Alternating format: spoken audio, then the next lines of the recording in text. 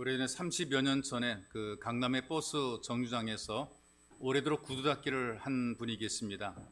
여러분들이 보시는 것처럼 대부분 변변 가게가 아니라 가건물에서 이제 구두 닦기를 보통 하게 되죠. 늘 구두통을 메고 출퇴근을 하게 됩니다. 겨울에는 춥고 여름에는 덥습니다. 그럼에도 불구하고 성실하게 구두를 닦았어요. 근데 구두만 성실하게 닦은 것이 아니라 또 다른 한편으로는 성실하게, 아주 성실하게 복권도 구입을 했습니다. 그러던 어느 날 숫자를 맞춰보니까 1등짜리 복권의 번호가 맞는 거예요. 다시 한번 살펴봅니다. 또 한번 확인해 봅니다. 그런데 분명히 1등 13억 원. 요즘으로 말하면 한 거의 100억 정도 될 정도로 굉장히 큰 돈이죠. 가슴이 벌렁벌렁 되고요. 손발이 떨리고 막 그래요. 막 흥분해가지고 어쩔 줄 모릅니다. 얼마나 흥분됐는지 너무나 기분이 좋아서 집으로 돌아옵니다. 마음속에 이런 생각이 드는 거죠. 야, 이 13억이 내 손에 들어왔어. 나 이제 구질구질한 구두 닦기 그만두고 근사한 가게 열어서 장사할 거야. 가족에게 그 기쁜 소식을 전하기 위해서 구두통을 챙겨서 급하게 뛰어갑니다. 그런데 손에 든 구두통이 얼마나 지긋지긋합니까? 다시는 이놈의 구두통 안 본다 에라 하면서 돌려가지고 영동대교 아래에서 휙 던져버렸어요. 대교 아래로 던져버렸어요. 그런데 구두통이 손을 딱 떠나는 순간에 아차 하는 느낌. 13억 원에 당첨된 복권을 구두통 속에다 집어넣는 거죠. 강물은 흘러갑니다. 영동교 아래를. 사람들이 종종 그래요. 정말 흥분하고 좋은 것을 가지고도 어느 순간 아차하는 순간에 그걸 버리는 경우들이 있어요. 위기를 벗어나거나 살만하다고 생각이 되면 다 되었다, 이젠 됐어, 이를테면 소위 말하는 쩐이 많아지거나 어떤 지위에 올라가거나 안 되던 일이 잘 되거나 다 된 것으로 여기는 경우들이 많아요. 그리고 지금 내가 누리는 것이 전부라고 생각을 한단 말이죠. 그리고 그 이외에 다른 것들은 별 볼 일 없으니까 던져버리고 정리하잖아요. 관계도 정리하고 일도 정리하고 뭔가 다 정리하고 자기가 좋아하는 그것에 올인하게 된다 그래요. 이렇게 던져버리는 것들 가운데 한 가지 어떤 것인가? 예배입니다. 예배. 시간이 남아 돌고 경제적인 여유가 생기면 더 예배에 충실할 것 같은데 오히려 가장 먼저 예배를 던져버리는 경우들이 많더라는 거예요. 그리고 딴 길로 갑니다. 예배를 던져버리게 되면 그 안에 담긴 복까지 다 던져버리게 되는 것이죠. 오늘 우리가 읽었더니 본문 창세기 8장에 보게 되니까 새로운 삶을 시작하는 사람들에게 있어서 가장 중요한 게 뭐냐? 또한 하나님께서 그들에게 가장 원하시는 것이 뭐냐? 이걸 우리에게 기록해서 알려주고 있단 말이죠. 그 창세기 7장에는 홍수가 시작이 되죠. 하나님께서 120년이라는 긴 세월 동안에 죄인들을 부르시고 돌아올 수 있는 유예 기간을 허락해 주었어요. 그리고 홍수가 나기 일주일 전에는 모든 동물들의 행진을 보여주시면서 어떤 징조를 가르쳐 줍니다. 이를테면 요즘에도 지진이 나거나 또는 특별한 해일이 일어나게 될 때 새들이 몰려서 움직이거나 또는 쥐떼들이 막 도망가거나 이런 모습들을 우리가 목격을 하게 돼요. 뭔가 징조가 이상한 거죠. 예전 같지 않다는 얘기죠. 하나님께서는 홍수로 멸망하기 전에 모든 짐승들을 불러서 방주로 끌어들이는 거죠. 동물들의 행진입니다. 그리고 나서 마지막으로 노아는 백성들에게 선포합니다. 이 방주로 올라타라. 아직은 비가 오지 않았기 때문에 사람들은 우습게 생각하고 아무도 타지 않았습니다. 그런데 하나님이 문을 닫으십니다. 그리고 홍수가 시작이 되게 되죠. 40일 밤낮으로 비가 쏟아지게 되었다. 그리고 지각변동이 일어나게 되었고 온 세상이 물에 잠기게 됩니다. 노아와 그의 식구 이외에는 코로 숨쉬는 모든 것들은 깨끗하게 죽임을 당한 것이죠. 방주 안에 있는 노아는 땅에 발을 붙일 날을 기다리면서 1년이 넘도록 기다립니다. 그리고 땅에 물이 빠졌는가를 알아보기 위해서 두 가지 방법을 사용하게 되는데, 먼저 까마귀를 날려보냅니다. 두 번째는 비둘기를 날려보냅니다. 근데 비둘기는 땅에 앉을 곳을 찾지 못해서 다시 돌아왔어요. 잠시 후에 다시 또 한 번 비둘기를 날려보냈어요. 이 비둘기가 올 때에 감람나무, 올리브 잎사귀를 물고 왔어요. 무슨 의미냐면은 땅이 드러나고 잎사귀가 자라고 있다는 표시가 된다는 말이죠. 이제 우리가 육지로 나갈 수 있다는 기대를 보여준 겁니다. 그러니까 1년 동안 그 방주 안에 있던 그 노아에게는 굉장히 복된 소식이죠. 살아난 것이고 새로운 세계가 펼쳐지게 됩니다. 노아가 비둘기를 날려보냈는데 돌아오지 않았어요. 이제는 그들이 자기의 삶의 둥지를 만들어 간 것이죠. 그러니까 완전히 땅에 물이 말랐다는 표시입니다. 마음 같아서는 이제 살았다고 짐승 냄새 나는 배에서, 그 방주에서 얼른 나오고 싶었는데 하나님이 명령하실 때까지 조용히 기다립니다. 하나님께서 나오라고 말씀하실 때에 그 말씀에 순종해서 바깥으로 나오게 되었죠. 눈앞에는 새로운 세계가 펼쳐지게 되었어요. 또 새로운 삶을 시작하게 됩니다. 이 새로운 삶을 시작하면서 이 가슴 벅찬 인생을 어떻게, 무엇으로 시작을 할까? 하나님께서 보여주시는 것은 바로 예배입니다. 예배를 통해 그들의 삶이 시작이 되는 것이고, 예배를 통해 그들의 삶이 만들어지게 되는 것이죠. 그래서 예배는 모든 삶의 기본입니다. 노아와 그 가족이 방주에서 나왔을 때에 이 땅에 발을 디디고 제일 먼저 한 것이 어떤 것인가? 20절에 보니까 노아가 여호와 앞에 제단을 쌓고 모든 정결한 짐승과 모든 정결한 새 중에서 제물을 취하여 번제로 제단에 드렸더니, 이렇게 얘기를 하고 있어요. 그러니까 육지에 발을 대고 가장 먼저 한 일은 하나님께 드리는 예배였다. 온전한 예배를 드렸다, 이렇게 얘기를 하고 있어요. 우리말로 말하게 되면 반듯한 예배를 드렸다는 것이죠. 이 예배를 드리면서 중요한 그 용어 하나를 쓰고 있는데, 여호와를 위하여, 이런 표현을 써요. 여호와를 위하여. 예배를 드릴 때에 무엇을 위하여 드리는가? 대부분 많은 사람들이 자기를 위하여, 이렇게 얘기를 해요. 자기를 위하여. 열심히 예배를 드리는데 자기를 위하여 예배를 드리는, 목적이 어떤 것인가? 자기를 위하여. 좀 더 돈을 많이 모으고 건강하고 일이 잘 풀리고 나를 기쁘게 하고 나를 만족시키고, 나의 만족을 위해서 신앙을 이용하는 경우들이 있단 말이죠. 이건 아니라는 얘기입니다. 예배의 대상은 하나님이십니다. 그리고 하나님께 예배를 드리는 것이고, 누굴 위하여? 오직 여호와를 위하여 예배를 드리는 것이죠. 그래서 이 노아가 드렸던 바로 그 예배는 가장 깨끗하고 완전한 예배였다. 번제라고 하는 것은 온통 전부를 태워드리는 것이기 때문에 전체를 바치는 것, 인생 전체, 삶 전체를 하나님 앞에 드리는 그런 예배가 되는 것입니다. 내 소원을 들어달라고 예배를 드리는 것이 아니고요, 나를 다 드립니다, 나를 바칩니다, 하나님께 내 인생을 맡깁니다, 나를 받으십시오, 이런 그 예배를 드리게 되는 것이고, 바로 이것이 노아의 예배가 되는 것입니다. 이런 예배가 아무렇게나 드려지는 것이 아니라 은혜를 아는 사람만이 이런 예배를 드리게 되는 것이죠. 그리고 이 노아는 삶의 현장에서 깨달은 것이 많았기 때문에 이런 예배를 드립니다. 사람들은 이렇게 살아가거든요. 막 분주하게 먹고 마시고 다니면서 일하고, 내가 어떤 일 한 것이, 이루는 업적이 어떤 것이고, 내가 소유가 얼마큼 가지고 있고, 이런 것들에 대한 자랑거리, 이것이 어떤 자기의 삶의 이력이 되는 경우들이 많이 있어요. 나 이만큼 살았다, 이만큼 벌었다, 이만큼 모았다, 이만큼 높아졌다, 내 소유는 이만큼이다라고 하는, 이것이 그 사람들의 자랑거리가 되고 이력이 되는 경우들이 많더란 말이죠. 그런데 그렇게 대단했던 것들도 하나님의 심판 앞에서는 아무것도 아닌 것이 되어버리는 것을 눈으로 목격을 했어요. 다 사라져버렸단 말이죠. 노아가 깨달은 것이 어떤 것인가? 진짜 중요한 것은 하나님과의 관계다. 이걸 알게 된 거죠. 하나님 앞에 예배드리는 예배가 가장 소중하다는 사실을 고백을 하게 되는 거죠. 여러분, 지금 이 노아가 나와서 눈앞에 전개된 그 세상의 어떤 풍경, 전경은요, 푸른 초장이 있고 맑은 시냇물가 흐르는 그런 것이 아니고요, 홍수가 다 쓸어가 버린 황폐한 진흙바닥이란 말이죠. 그러니까 눈에 보여지는 것은 좋은 것이 없어요. 아주 황폐한 현실인데 가장 먼저 하나님을 위하여 예배를 드렸다는 것이죠. 여러분, 배에서 나왔어요. 할 일이 얼마나 많겠습니까? 빨리 거처할 수 있는 집도 져야 되고요, 먹어야 될 음식도 마련해야 되고요, 앞으로 살 일과 앞으로 할 일을 생각하게 되면 까마득합니다. 얼마나 마음이 분주하겠죠. 여러분, 이런 느낌 아시잖아요. 할 일이 굉장히 많아요. 마음이 막 분주하단 말이에요. 이것도 해야 되고 저것도 해야 되고 여기도 가야 되고 저기도 가야 되고, 막 분주한 그런 환경 속에서 모든 일보다 가장 소중한 것이 바로 예배라는 것. 이 노아가 보여준 그 삶의 모습은 어떤 것이냐? 내 삶의 기초는 예배라는 것이죠. 이게 노아의 고백입니다. 내 모든 삶의 기초는 예배다.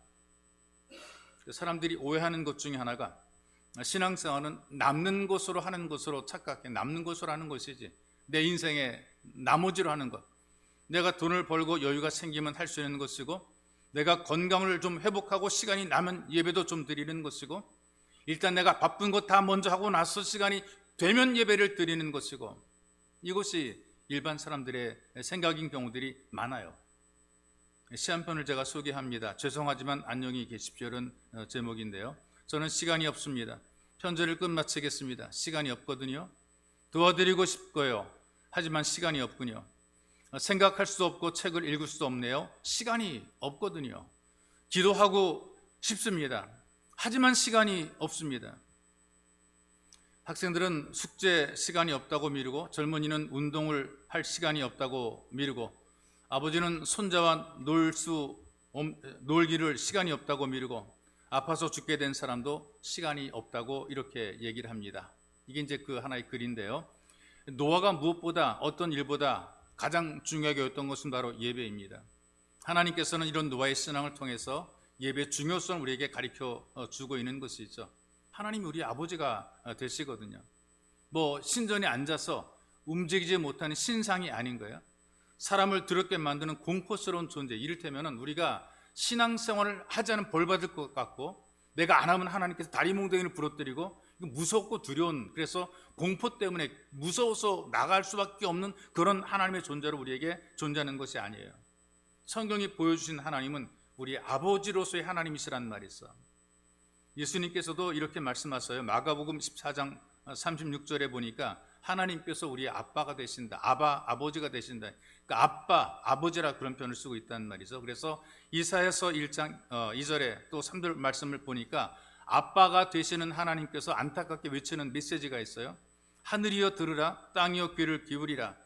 여호와께서 말씀하시기를 내가 자식을 양육하였거늘 그들이 나를 거역하였도다. 소는 그 임자를 알고 나귀는 주인의 구유를 알건만은 이스라엘은 알지 못하고 나의 백성은 깨닫지 못하는도다.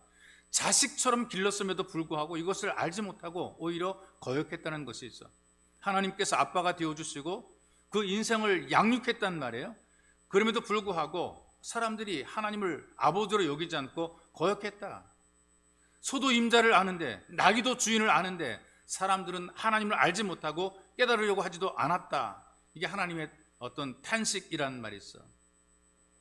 여러분, 일반적으로 부모의 사랑이 연인의 사랑보다 더 깊다, 이제 뭐 그런 얘기를 종종 해요. 뭐 지금 우리 다솔이가 30대가 됐는데 엄마 뱃속에 있을 그때입니다. 아로마가 2살 때쯤 되었을 때죠. 그 동기 목사님이 안동에서 계실 때인데 초대를 받아 갔습니다. 경제적으로 그분은 저희도 훨씬 여유가 있었기 때문에 우리 가족을 초대해서 좋은 곳으로 저희를 대접해 주었어요. 제 기억으로는 그때 처음으로 족발이라는 것을 먹어본 기억이 있습니다. 족발. 그때 먹었던 것 같아요. 근데 그 근처에 주황산이 있는데 주황산 올라갑니다. 아로마가 막 걸어다니던 그런 시기였었거든요. 제가 아이를 목마를 태워서 올라갔어요. 그러니까 사람들이 얘기를 해요. 이거 힘드니까 아이를 걸려서 올라가라. 그러니까 아이가 충분히 걸을만 하니까 걸려서 올라가라, 그렇게 얘기를 하게 되는데 제 마음에는 목마를 태우고 가는 것이 훨씬 더 편한 거예요. 왜 그러냐? 제가 아비니까 그래요. 아빠니까. 근데 아저씨가 아니란 말이죠. 아로마의 아저씨가 아니라 아로마의 아빠이기 때문에 목마를 태우는 게 훨씬 더 편하다는 말이죠. 아이를 편하게 만들어주는 게 이게 내 마음이 편한 거예요. 이게 부모의 마음이고 부모의 사랑이라는 것이죠. 일본의 기독교 소설가 가운데 미우라 아야코라는 사람이 있습니다. 어버이에 대해서 이렇게 풀이를 했어요. 부모란 떠나가는 자식의 등 뒤를 바라보다가 보이지 않으면 동산 위에 올라가서 보고, 그래도 보이지 않으면 나무 위에 올라가서 바라본다. 끝까지 그 자녀들의 그 모습을 바라보는 것이 부모들의 마음이라는 것이죠. 그럼에도 불구하고 부모를 알아보지 못해서 하늘이여 들으라, 땅이여 귀를 기울이라, 세상에 우째 이런 일이 있을 수 있느냐, 통탄하는 부모들이 너무나 많다는 것입니다. 하나님께 온전히 예배를 드리지 못하는 많은 사람들이 바로 그렇게 부모를 알아보지 못하는 사람들이라고 탄식을 하는 거죠. 하나님은 자식으로 키웠지만 그 자식들이 아버지를 알아보지 못하고 아버지인 줄 모르더라. 오죽하면 소도 주인 알고 나귀도 주인을 아는데 하나님께서, 하나님이 양육한 그 자녀들이 그 아버지를 알지 못한다는 하나님의 통탄하신 메시지를 기록을 하고 있습니다. 여러분, 예배가 하나님을 아버지로 인정하는 것입니다. 예배는 하나님의 자녀로서 마땅한 도리인 것이죠. 아버지 되신 하나님을 경험하는 자리입니다. 멀어진 관계가 가까워지게 되는 그런 자리가 되는 것이죠. 예배가 중요합니다. 여러분, 노아처럼 바로 삶의 기초가 예배가 되시기를 주님의 이름으로 축복합니다. 그리고 또 예배로 우리가 은혜를 누리게 돼 있어요. 우리가 진정 예배를 드리게 되면 하나님께서 예배를 받으시거든요. 하나님이 받으시는 예배의 효과를 본문이 설명을 해줘. 21절에 보니까 여호와께서 그 향기를 받으시고, 옛날 성경에는 흠향하시고 그랬어요. 흠향이라는 그 말이 연기를 기분 좋게 들이마신다. 들이마신다. 향기롭게 들이마신단 말이죠. 노아가 드린 예배가 하나님에게는 향기로움이 된 거죠. 여러분 실제로 보게 되면 제사를 드릴 때에 짐승을 태우게 되면 단백질 태우는 냄새가 좋은 냄새는 아니잖아요. 소위 말하는 노린내란 말. 기름 태우고 단백질 탈 때 거기서 나오는 냄새는 노린내예요. 맞는 것이 그 냄새 맡는 것이 행복하거나 이런 어떤 사람은 역겹단 말이죠. 그런데 하나님께서 예배를 드리는 그 예배의 제사를 그 향기를 향기롭게 맡으셨다. 깊이 들이마셨다 이런 표현을 쓰고 있다는 말이에요. 예배를 기쁘게 받으셨다는 것이 있어. 예배를 받으신 하나님께서 받으실 뿐 아니라 21절에 이렇게 얘기를 했습니다. 내가 다시는 사람으로 말미암아 땅을 저주하지 아니하리니. 예배를 받으신 하나님께서 사람들에게 복을 베풀어 주시고 다시는 저주하지 않겠다는 것은 사람의 마음이 계획하는 바가 어려서부터 악함이라. 내가 전에 행한 것 같이 모든 생물을 다시 멸하지 아니하리니. 하나님께서 멸하지 않겠다라고 기쁜 마음으로 선포를 하시는 것은 마음이 기뻐지게 되면, 기분이 좋아지게 되면 마음이 변화가 되는 거예요. 행복해지게 되면, 감격이 있어지게 되면 우리 마음이 바뀌어지게 되는 것처럼 하나님께 영광을 돌리고 하나님을 기쁘시게 했더니 그 하나님께서 마음을 바꾸시는 것은, 여러분 어떻게 하나님 마음을 바꿀 수가 있을까요? 절대로 예배라는 방법 이외에 하나님께서 바뀌지 않습니다. 하나님의 긍휼하심과 은혜를 입고 용서를 받는 것이 바로 예배의 자리를 통해서 이런 은혜를 입게 되는 것이죠. 예배를 드리면서 우리가 죄의 용서를 선포받게 되잖아요. 예배를 드리면서 죄인들이 용서를 받고 하나님께서 마음이 변해서 심판하는 것이 아니라 긍휼을 베푸시고 불쌍히 여기시는 은혜를 누리게 되는 거죠. 용서받지 못하게 되면 불안해요. 죄책감이 늘 따라다닙니다. 괴롭습니다. 그런데 하나님께서 우리를 용서하시는 이 용서를 통해서 죄사함을 누리게 되면 우리 마음이 유쾌하고 기쁨이 만들어지게 되는 것이죠. 세상이 달라 보이게 되는 것입니다. 내가 기쁘게 되면 만사가 기뻐지게 되고 내가 좋으니까 만사가 다 좋아지게 되는 거죠. 그래서 하나님께 예배를 드리고 회개함으로 내 마음이 유쾌하게 되면 내가 바라보는 세상도 유쾌하게 보이게 되는 것이고, 어렵고 힘들어도 그 모든 것들이 어렵고 힘든 것으로 내게 다가오는 것이 아니라 오히려 그걸 충분히 극복해낼 수 있는 어떤 감동의 시간으로, 그리고 역전의 시간으로 우리에게 돌아오게 되는 것이에요. 자, 여러분 예배 자리에서 회개함을 통해서 마음 유쾌하게 되시기를 축복합니다. 또 예배를 바친 하나님께서 복을 약속하시는데요. 22절에 보니까 땅이 있을 동안에는 심음과 거둠과 추위와 더위와 여름과 겨울과 낮과 밤이 쉬지 아니하리라. 자, 노아가 지금 새로운 세상에 들어왔어요. 자기들밖에, 식구들밖에 없어요. 모든 것들은 전부 다 아주 황량한 세상입니다. 삶의 터전 다 사라져버리고 말았단 말이죠. 문명도 완벽하게 사라져버리고 말았어요. 어떻게 살아가야 됩니까? 어떤 위험이 있을지도 모른단 말이죠. 홍수의 심판을 목격한 노아에게는 또 망할 수 있다라는 그런 불안과 부담도 있단, 미래에 대한 불안감, 두려움도 있단 말이죠. 하나님께서 치면 다 망한다. 예배를 드리니까 하나님께서는 노아의 삶을 보장해 주는 것이거든요. 어떻게 보장하시느냐? 심은 것을 거두게 될 것이다. 한 번만 거두는 것이 아니라 쉬지 않고 계속 심으면 거둘 것이고, 심게 되면 거둘 것이고, 계속해서 너희들이 심으면 거둘 것이라고 말씀을 해 주시는 것이죠. 살아갈 수 있도록 하나님께서 복을 주는 것입니다. 노아가 이 하나님 말씀을 듣고 믿음으로 새로운 세상을 다시 시작하게 된 것입니다. 사람들이 이렇게 얘기를 하죠. 이 바쁜 세상에 뭔 예배가 그렇게 많으냐? 예배가 밥을 주냐, 취직을 시켜주냐, 예배 드린다고 쩐이 생기냐? 바쁜 세상의 예배라고 하는 것이 실용적이지 않다, 현실적이지 않다, 이렇게 얘기를 하고 있어요. 현실적이지 않다. 여러분 이걸 보시기 바랍니다. 우리가 지금 건물을 세우고 건물들을 많이 보게 되는데, 이 건물들도 눈에 보이는 게 전부가 아니고요, 보이지 않는 기초 위에 건물이 세워지게 되어 있어요. 안 보이는 곳이 있어요. 근데 그 기초 위에 이 건물이 세워지게 되는 것이거든요. 높아질수록 밑에 기초가 훨씬 더 튼튼해지게 되고 더 깊어지게 되는 것이죠. 사람들도 마찬가지로 가장 중요한 것이 어떤 것인가? 하나님과의 교제인 예배를 통해서 인생의 기초가 세워지게 되어 있단 말이에요. 예배를 바르게 드리는 것이 좋은 결론, 좋은 결과를 만들어내게 되는 거죠. 문제가 왜 만들어지게 되느냐? 하나님 앞에 온전한 예배를 드리지 못하니까 다양한 문제들이 만들어지게 된다는 것을 유추해 보게 되면 알 수가 있어요. 요한복음 4장에 보게 되니까 사마리 여인과 예수님께서 만나는 어떤 사건들이 기록이 되어 있죠. 여인이 우물가에 나오는 시간이 낮 12시입니다. 정오란 말이죠. 원래 중동에서 12시 정도 되게 되면 왕래가 없어요. 사람이 다니지 못해. 뜨거우니까 안 다닌단 말이죠. 보통 쉬는 때예요. 여행하는 나그네 이외에는 모두가 다 일손을 놓고 쉬는 그 시간, 그러니까 아무도 움직이지 않는 바로 그 시간에 아무도 없을 때 물을 길러 나온 것을 보게 되면 그 사람의 인간관계는 깨어진 상태고 그 사람의 삶 자체가 참 어려운 삶인 것을 알 수가 있습니다. 근데 그런 상태 속에서 예수님께서 물기는 여인에게 가셔서 물 한 모금 달라고 요청을 하시는 거죠.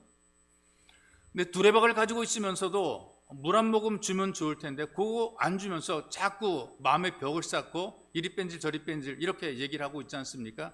물 한 모금 달라 그랬더니 예수님에게 여자가 뭐라 그래요? 당신 유대인인데 나 같은 사마리 여인에게 왜 물을 달라 그러십니까? 예수님에게 밀당을 하고 있어요. 지금 퍼주지 않고 살살 예수님을 골탕 먹일 그런 마음을 가지고 밀당을 지금 하고 있다는, 뺀질대는 말이죠. 이런 상태, 이런 마음을 보게 되니까 뭔가 그 마음이 정상적인 마음은 아니고 좀 깨진 마음이고 삐뚤어진 마음이고 상처가 있고 분노가 있는 이제 그런 마음인 거죠. 어떤 감정이 있는 그런 대답을 지금 하고 있단 말이죠. 고달프고 복잡하고 귀찮은 삶입니다. 예수님께서 이야기를 나누시면서 왜 이 여인이 복잡한가를 진단하고 있단 말이죠. 어떤 이유에서인지는 모르지만 6남자의 아내로 살면서 사람들에게 눈총을 받는 것이 사실이거든요. 그렇다면 살아도 만족이 지금 없다는 얘기죠. 왜 인생이 꼬이게 되었는가? 그 내용을 쭉 읽어가다 보게 되니까 결론적으로 이렇게 말씀하시더라고요. 신령과 진정으로 예배를 드리라 라고 말씀을 한단 말이죠.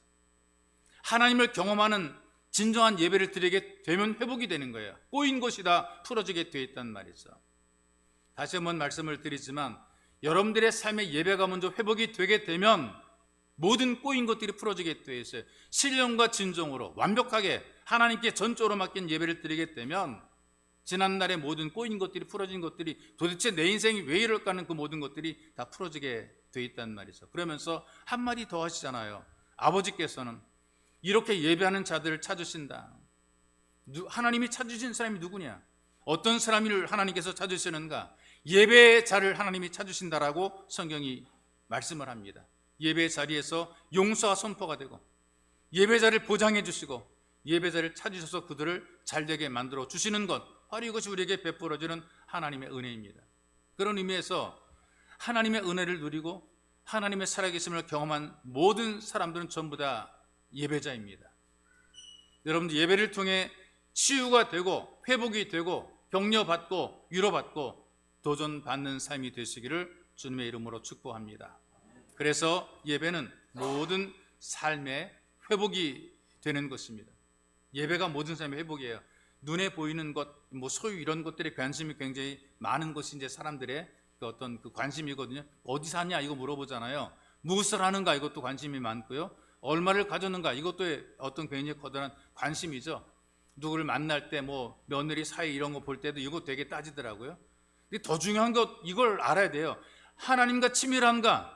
하나님과 가까이 지내고 있는가? 하나님 자꾸 피하려고 그러는가? 하나님과 멀어지려고 그러는가? 여러분 예배자는 하나님을 가까이 하는 사람이거든요. 눈에 보이는 소유라든가 이런 눈에 보이는 어떤 그 물질들에 대해서 어떤 환경 조건들에 대해서 관심이 많아지게 되면 하나님에게서 멀어지게 되어 있어요. 마음속에 탐욕이 자라게 되면 멀어지게 되어 있단 말이죠. 그래서 하나님의 말씀을 떠나 죄를 지은 아담과 하와가 눈이 밝아지게 되잖아요.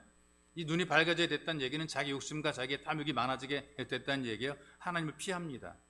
하나님을 가까이 안 하려고 그러잖아요. 그전에는 어떻게 했는가? 하나님을 늘 가까이 했었단 말이에요. 늘 친밀하게 하나님과 지냈었어요. 그런데 죄를 짓고 타락할수록 하나님보다 세상에 관심이 많아지게 되고 하나님에게 점점 멀어지게 되는 거죠.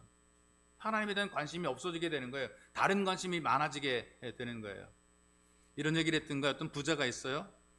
죽음의 천사가 그를 데리러 가려고 왔어요. 근데 이 부자는 욕심이 많습니다. 아직 죽기는 너무나 아깝고요. 지금까지 쌓아놓은 재산이 다 쓰지도 못했는데 보통 그래요. 평생 써도 다 쓰지 못할 만큼 사람들이 재산을 모아놓고 살아가고 우리는 그런 사람들에게 일컬어 부자라고 얘기를 합니다. 또는 재벌이라고 얘기를 합니다.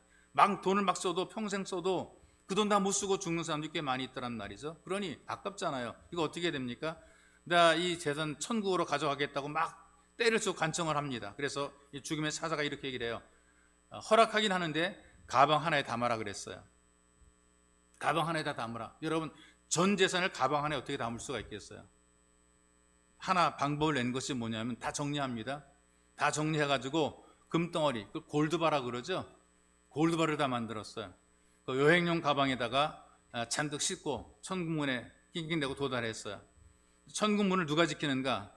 예수님의 수제자인 베드로가 지킨다 그래요. 검문합니다. 그랬더니 검문하려고 그랬더니 이 사람이 하는 말이 허락받은 겁니다. 허락받은 겁니다. 이거 다 내가 허락받고 가져갑니다. 그랬더니 이 베드로가 하는 말이 못 들어간다.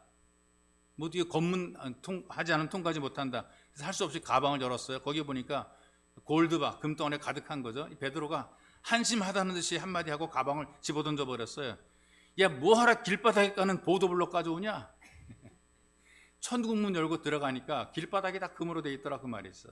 여러분, 이건 하나의 일하고 예의지만 무엇가 더 중요한가를 우리가 알고 살아갈 때입니다. 우리가 관심 가져야 되는 것이 세상이 아니라 하나님입니다. 하나님을 온전히 예배하게 되면 더 중요한 영혼이 소생이 되고 그 생각이 바르게 되는 것이죠. 삶의 이유를 알고 인생의 사명을 알게 되는 것입니다. 내가 바뀌고 싶으면, 내가 변화되고 싶으면 그 방법이 예배 이외에는 없다는 것이죠. 예배를 통해서 성령께서 역사하시고 하나님 말씀으로 내가 변화가 돼야 되는 것입니다. 그러니 삶에 문제가 있으면 다른 것 다 내려놓고 하나님 앞에 온전한 예배를 드리는 게 중요한 것입니다. 그래서 예배에는 하나님을 경험하는 이 경건한 또 감사, 감격의 시간이 되는 것입니다. 이런 하나님께 대한 감격의 마음이 없기 때문에 우리 마음이 방황을 하는 거예요.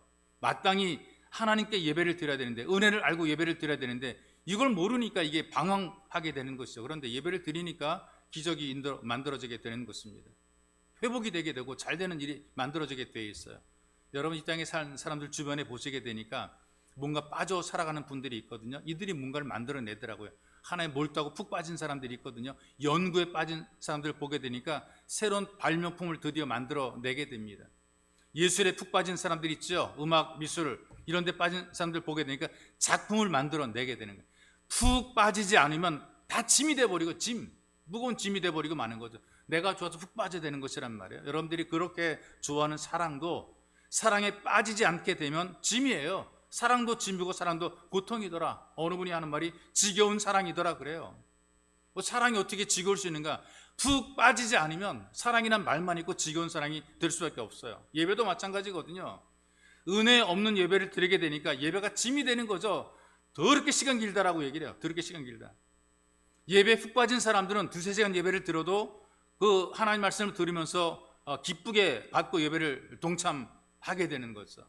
우리가 푹 빠져야 되는 거예요. 은혜에 빠져야 됩니다. 예배에 빠져야 됩니다. 우리가 하나님 은혜 속에 푹 빠지는 게 중요한 것이란 말이죠.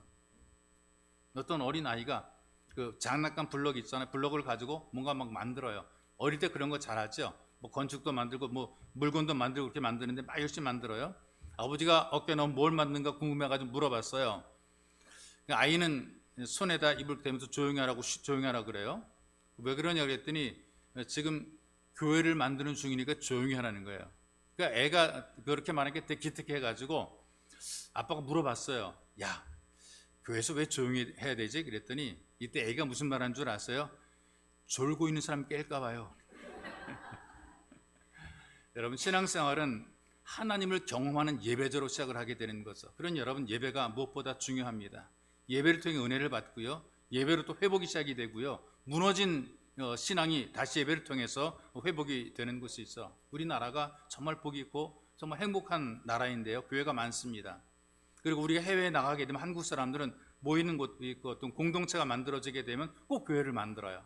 또 어느 곳에 가든지 이 한국에는 그 교회가 만들어진단 말이죠. 그러니까 교회를 당장 지을 수 없게 되니까 현지인들의 교회를 빌려서 예배를 드려요. 미국에도 보게 되면 미국 교회가 건축이 되어 있거든요. 근데 한국 사람들이 가서 교회를 지을 수 없으니까 그 교회를 빌려서 예배를 드리는 거죠. 그래서 시간대를 다르게 합니다. 멕시코인들도 그렇고 다른 나라 사람도 그렇고 자기네 나라 시간대에 맞게 교회를 빌려서 예배를 드리게 되죠. 그런데 외국의 교회들을 보게 되니까요, 이 교회들 가운데는, 유럽 교회들 가운데는요, 일반인에게도 교회를 임대를 해요. 돈을 받고 임대를 한단 말이죠. 경제적으로 약하기 때문에 그렇습니다. 무엇으로 임대하는가? 파티 장소로서 임대하고 사람들이 모이는 그런 장소로 임대하는 경우들이 있어요. 그래서 때로는 교회에서 예배를 드리는 예배당이 춤추는 댄스 파티장이 되는 경우도 있습니다. 그들에게 빌려주는 거죠. 망년회라든가 친교 모임이 있을 때에 때로는 술집이 되기도 해요. 그들이 다 갔다가 자기들 술 사다 놓고서 이제 술 파티를 벌인단 말이 있어. 근데 한인 교회들, 한국 사람들은 그 교회에 모여서 예배를 드리는 거예요. 한쪽에서는 춤추고 술 마시고 그래도 한쪽에서는 하나님을 찬양하는 예배가 드려지게 되는 것이죠. 그런 여러분, 아무리 환경이 더럽고 하늘이 두 쪽 나도 예배는 드려지게 돼 있어요. 세계적으로 예배당이 많이 비어간다 그래요. 우리나라도 이런 부담과 이런 염려들을 많이 하고 있습니다. 그런데 그 텅 빈 예배당을 빌려서 예배를 드리는 사람은 오직 대한 사람이란 말이 있어. 유럽 대륙과 미국에서 빈 교회 공간을 빌려 예배를 드리는 사람들은 바로 한국 사람들입니다. 그래서 이렇게 얘기를 해요. 한국 사람들처럼 동시에 세계에서 예배를 드리는 민족은 어디에도 없다, 이렇게 얘기를 하고 있어요. 그러니 여러분, 우리 민족이 이렇게 하나님께 복을 받고 은혜를 누리고 살아가는 것입니다. 사람들이 하나님을 등지고 하나님의 교회이기를 포기했지만 그래도 아직 한국 사람들을 사용하셔서 예배를 드리게 되고 교회를 교회되게 만들고 계시는 것입니다. 교회를 통해서, 특별히 교회 예배를 통해서 교회로서 회복이 되게 되어 있습니다. 예배할 때 교회가 교회로서 회복이 되는 것이고, 성도는 성도로서 회복이 되는 것이고, 예배에 최선을 다하게 되면, 예배에 목숨을 걸게 되면 기적이 일어나게 되어 있습니다. 여러분들 진정 예배가 행복한 예배자가 되시기를 주님의 이름으로 축복합니다. 우리 기도합시다. 기도할 때 예배는 내 인생의, 내 삶의 기초가 됩니다. 가장 중요합니다. 예배가 우선돼야 됩니다. 예배가 하나님과 가까워지는 것입니다. 주님, 내가 다른 곳과 가까워지지 않고 오직 하나님과 가까워질 수 있도록 은혜를 도와서 여러분들이 기도하시고요. 예배는 바로 은혜를 누리는 삶이, 은혜를 누리는 은혜의 자리가 됩니다. 그래서 우리가 구원의 감격을 가지고 살고 예배를 드리면서 치유가 되고 회복이 되고 위로와 격려를 받을 수 있도록 여러분들이 기도하기 원합니다. 몸이 약하고 불편해도 주님 우리를 도우셔서 약함을 강하게 만드신 주의 능력을 힘있게 만들어 달라고 여러분들이 간절히 기도하기 원합니다. 그리고 예배로 모든 것이 회복이 되어서 교회로서 회복이 되고, 그리고 예배 성도로서 회복이 되고, 그리고 예배에 목숨을 걸고 최선을 다할 때 내 인생 내 삶 속에 위대한 기적이 만들어지게 도와주옵소서. 난 예배자입니다. 그것도 주님 행복한 예배자로 살게 주님 우리를 인도해 주옵소서. 여러분들이 함께 기도하기 합니다. 같이 기도하겠습니다. 살아계신 아버지 고맙고 감사합니다. 우리에게 은혜 베풀어 주시고 우리를 사랑하셔서 이 바쁘고 분주하고 무더운 여름철 하나님 우리를 예배 자리에 불러주시고, 하나님 무더운 이 더위를 이기고 와서 이 자리에서 예배를 드리게 도우신 아버지 하나님 앞에 온전히 영광을 드립니다. 우리가 주 앞에 나오는 예배자가 되어서 우리의 도리를 다하려고, 우리의 의무를 다하려고, 하나님 우리가 성도이기에, 하나님의 자녀이기에 하나님 아버지 앞에 나왔습니다. 살아계신 하나님 아버지, 내 인생의 모든 삶의 기초가 바로 예배가 되게 만들어 주옵소서. 가장 중요한 것이, 가장 우선되는 것이 하나님 예배가 되게 주님께서 은혜 베풀어 주시고, 우리는 언제나 예배를 통해 하나님과 가까워지게 만들어 하나님과 친밀한 삶 살아도 주님께서 우리에게 은혜를 더 입혀 주시옵소서. 내 사는 내 인생의 모든 삶들이 하나님과 진실로 가까워지게 만들어 주시옵소서. 또 하나님 우리가 예배를 통해서만 은혜를 누리게 되어 있습니다. 하나님 예배를 통해서 내게 베풀어진 은혜를 보게 하시고, 예배를 통해서 우리를 향하신 하나님의 은혜를 보게 만들어서 우리에게 선포되는 말씀을 통해서 구원의 감격을 회복하게 만들어주시고 구원에 누리게 만들어 주옵소서. 우리가 예배를 드리는 과정 속에 우리가 치유되게 만들어주시고, 예배를 드리면서 격려받게 하시고, 예배를 드리면서 위로받게 만들어주시고, 예배를 통해 주님 우리가 하나님을 마음껏 누리고 풍성히 누리며 감사하며 감격한 예배자가 되게 도와주시고, 예배 자리가 내 인생의 위대하고 놀라운 기적의 자리, 한 내 평생의 가장 소중한 자리가 되게 만들어 주옵소서. 날마다 주어지는 자리가 아니라 바로 오늘 우리가 행복한 예배자로 하나님의 언어께 하는 예배의 자리가 되게 주님께서 은혜 베풀어 주옵소서. 예배를 통해서 주님 우리 인생이 삶이 교회가 성대의 삶이 회복이 되게 만들어 주시고, 이 땅의 만물들이 회복이 되게 도와주옵소서. 예배에 최선을 다해 예배에 목숨을 걸 때 주님 주께서 기적을 베풀어 주시며 우리의 삶, 우리 인생 속에도 놀랍고 위대한 기적들이 만들어지게 도와주시고, 하나님 앞에 영광 드리는 복 있는 삶으로 새로운 결단, 새로운 시작, 새로운 일들이 만들어지게 도와주시고, 우리를 통해 하나님의 큰 일들이 만들어지고 이루어지게 도와주옵소서. 살아계신 아버지 고맙습니다. 우리로 하여금 예배자로 불러주시고 예배자로 주님을 영원롭게 할 수 있도록 주님께서 우리 마음에 감동을 주시니 고맙고 감사합니다. 내 인생 내 평생에 모든 삶의 기초가 예배인 것을 다시 한번 기억하게 만들어 주시고, 가장 중요하며 가장 우선된 바로 그것이 예배인 것을 깨닫게 만들어 주시고, 예배를 통해 하나님과 가까워지고 친밀해지게 만들어 주옵소서. 그래서 우리가 하나님의 은혜를 마음껏 누리며 살기 원합니다. 구원의 감격뿐 아니라 삶 현장에서 치유와 회복이 되게 만들어 주시고 위로와 격려받으며 살게 도와주옵소서. 주님의 손이 함께 하셔서 연약한 무릎 일으켜 세우시고 우리의 두 손을 붙잡아 주시옵소서. 예배를 통해서 무너진 모든 것들이, 깨어진 모든 것들이 회복이 되게 도와주옵소서. 예배 최선을 다할 때 놀랍고 위대한 기적이 만들어지게 싸우니 하나님 아버지, 우리가 다 기적의 주인공이 되도록 은혜를 베풀어 주옵소서. 보배로우신 예수님의 이름으로 기도하옵나이다. 아멘.